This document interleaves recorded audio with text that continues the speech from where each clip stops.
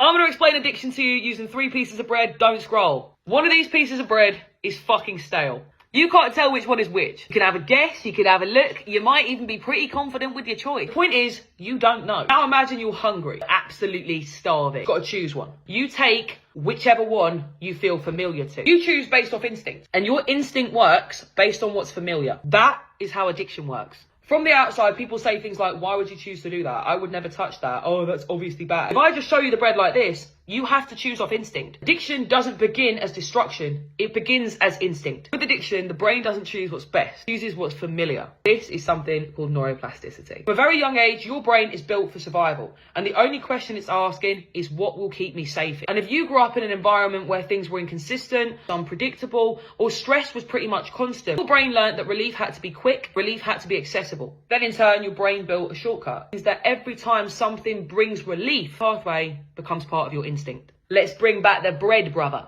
Fresh bread represents slow, safe, secure connection. You didn't grow up with access to that kind of bread. That kind of bread is not your instinctual snack. Instinct is not wisdom. Instinct works on memory, works on what's familiar. So you're going to subconsciously choose the moldy bread even though you don't want to. Because your brain is wired to choose familiarity over uncertainty. The moldy bread represents that uncomfortable but familiar. Your brain knows this bread. It's eaten it before. It knows how fast the relief is going to come. So, as soon as fight or flight kicks in and the survival brain has to take over, unfortunately it knows last time the moldy bread worked. Under stress, under chaos, under fear, under loneliness, we'll choose the moldy bread because the brain has prioritized speed over nourishment for years. Because it is more familiar, and until it builds the neural pathways of familiarity with bread that is not moldy, it's going to keep eating the mold. And the longer you rely on moldy bread, the harder fresh bread is to digest. The nervous system has adapted to chaos, and now it needs to readapt to peace. With repetition, with safety, with consistency, the brain can unlearn the moldy bread. Next time you go judging somebody going through addiction,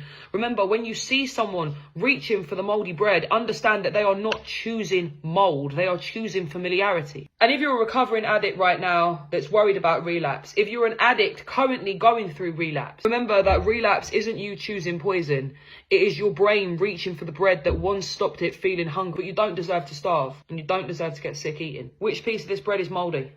None of it. I'll tell you now, it used to be.